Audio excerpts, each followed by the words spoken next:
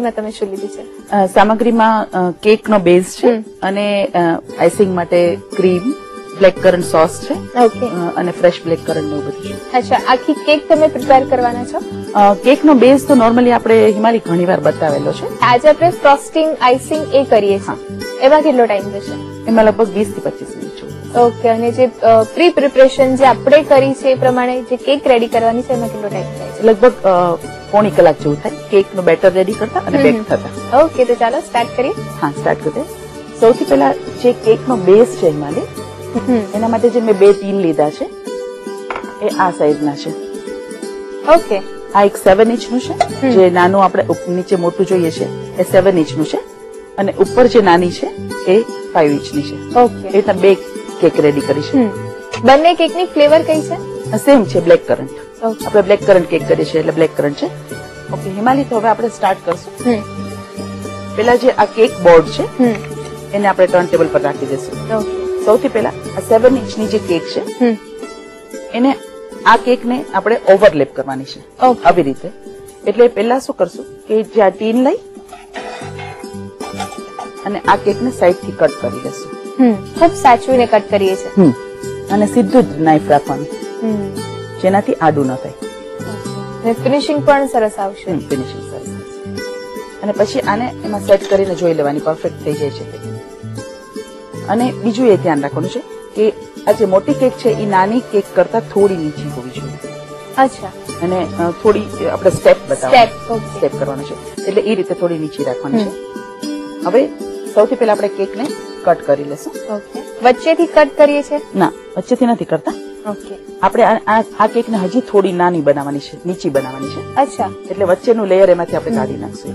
એટલે જે 7 ઇંચની છે એમાં જેની થિકનેસ છે એમાંથી 3 લેયર અલગ અલગ કરવાના કરશું. હજી આમાંથી એક લેયર કાઢી લેશું.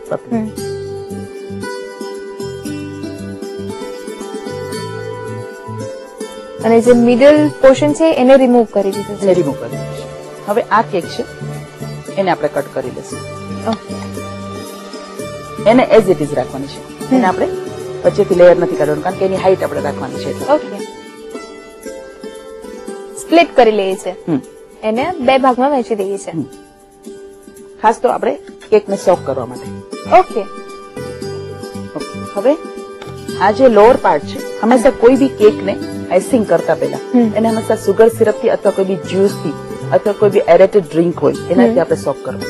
તો સૌથી પહેલા આપણે આ લેમન ડ્રિંક છે એનાથી કેકને સોક કરી લેશું. આ લોઅર પાર્ટ ને પહેલા.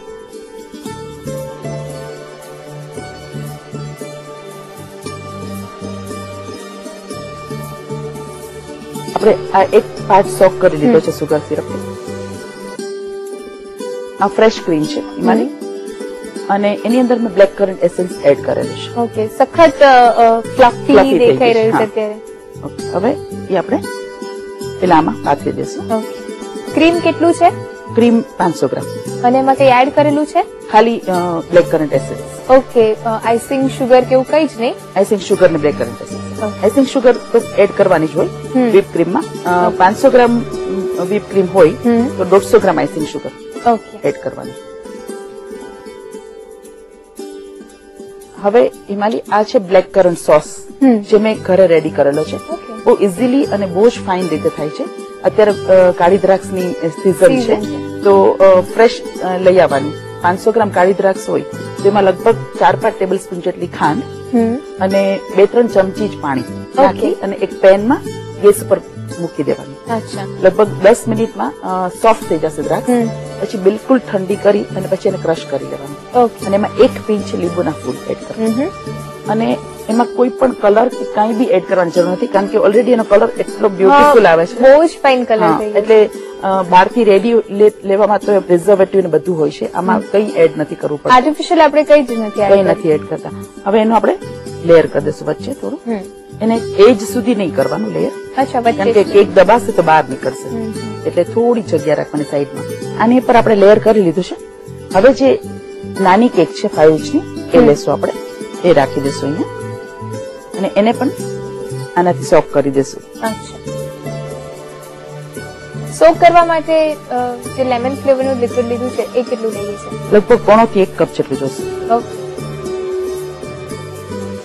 હવે એની પર પણ ક્રીમ પાથરી દેશું. આને થોડી હાઈટ આપવાની છે આપણે, એટલે થોડું ક્રીમનું લેયર થીક કરશું. આની પર પણ આપણે બ્લેક કરંટનું લેયર કરી દઈશું. સાઈડમાંથી થોડું છોડીને સેન્ટર પર જ લગાવીએ છે, એટલે સાઈડમાં બહુ આવશે તો પછી નીચે ઉતરશે. હવે હિમાલી આ જે પાર્ટ છે એ લઈ લેશું. એને ફરી સિરપથી સોક કરી દઈશું.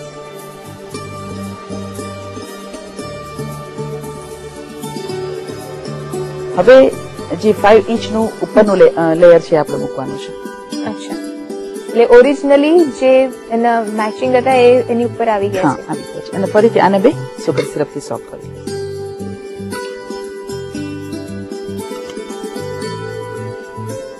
હવે આ બંનેને કમ્પ્લીટલી ફ્રોસ્ટિંગ કરી લેવાનું છે. આપણે આખી કવર કરી લેવાની છે કેકને. એ હવે આપણે સ્ટાર્ટ કરશું.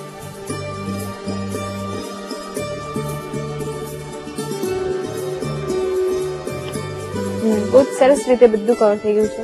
સેજ પણ કેક દેખાતી નથી બહારથી. હવે એને ફાઇનલ ફિનિશિંગ આપવાનું છે. અચ્છા, પેલેટ નાઇફ ને ગરમ કરી અને પછી એને થોડું ગ્લેઝ આપી દેશું અને પરફેક્ટ એનું ફિનિશિંગ આવી જશે. એક ગ્લાસમાં ગરમ પાણી લેશું, થોડું હુંફાળાથી થોડું વધારે. એમાં પેલેટ નાઇફ મેં ભીનું કરી ગરમ પાણીથી અને થોડું લૂછી લેવાનું અને પછી એને ઓકે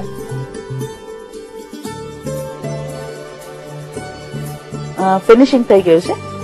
હવે એને ફાઇનલી બોર્ડર્સ ને એની પર ગાર્નિશિંગ કરવાનું. ઓકે, બોર્ડર માટે ક્રીમ રેડી કરવાનું છે. એને આપણે વાયોલેટ કલર કરશું, બ્લેક કરન્ટ ટાઈપનો કલર. અચ્છા, એ આપણે લેશું. બ્લેક કરન્ટ એસેન્સ ઓલરેડી એમાં છે જ. આ બ્લેક કરન્ટ ઇમલ્સન છે, જેમાં એસેન્સ અને કલર બે મિક્સ આવતા હોય છે નોર્મલી.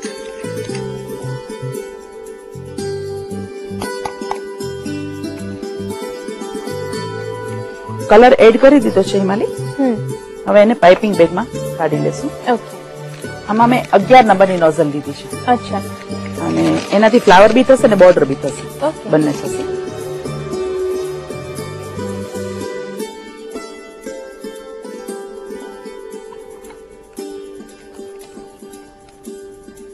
આ પર્પલ કલરનું બોર્ડર માટે રેડી કર્યું છે. હવે લીવ્સ માટે ગ્રીન રેડી કરી લેશું. આ બી ક્રીમ જ છે, એની અંદર 2-4 ડ્રોપ્સ ગ્રીન કલર ના એડ કરશું. અચ્છા, કોઈ ફ્લેવર નથી લીધી એમાં? ફ્લેવર બ્લેક કરન્ટ એડ કરેલી છે. અચ્છા, ગ્રીન કલર બી થઈ ગયો છે. અને આ હિમાલય ટ્રફલ છે, જેને આપણે યુઝ કરવાનું છે ડિઝાઇન કરવા માટે. થોડું એને બી ગરમ પાણીમાં સ્પૂન બોળી અને થોડું એને બી ઢીલું કરી લેશું. આ કઈ રીતે રેડી કર્યું છે? લગભગ 1/4 કપ જેટલું ક્રીમ લેવાનું, એની અંદર 1/2 કપ જેટલી ચોકલેટ એડ કરી અને પછી ગરમ કરી દેવાનું. આ બી આપણે પાઇપિંગ બેગમાં ભરી લેશું બંને. આ રાઇટિંગ નોઝલ છે, ખાલી દાડી કેવું કઈ કરવું હોય પતલી લાઈન, એમાં આપણે ટ્રફલ કરશું.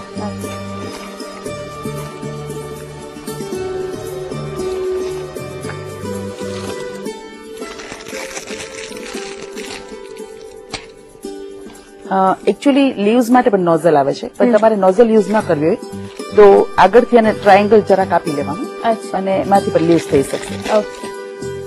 એ પણ આપણે ભરી લઈએ. આપણે નોઝલ વગર રેડી કરી? હા, નોઝલ વગર. અધરવાઇઝ નોઝલ પણ મળે છે લીવ્સ માટે સ્પેશિયલી. હવે પર્પલ કલરથી ફ્લાવર્સ બનાવવાના છે. આ કાળી દ્રાક્ષ ફ્રેશ છે.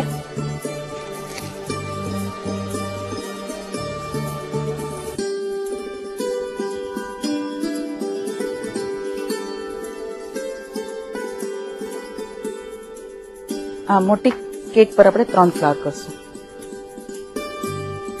હવે આની જ આપણે બોર્ડર કરવાની છે.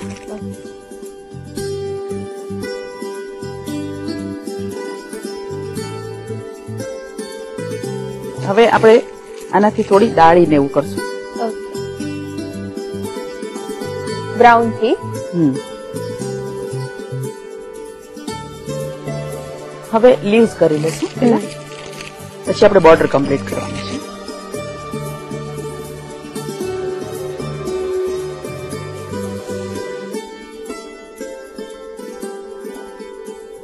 આવી રીતના અલગ અલગ જ્યાં સારું લાગે ત્યાં આપણે લીવ્સ આપી શકીએ. ઓકે. હવે જે બોર્ડર કમ્પ્લીટ કરવાની છે કરી લઈએ.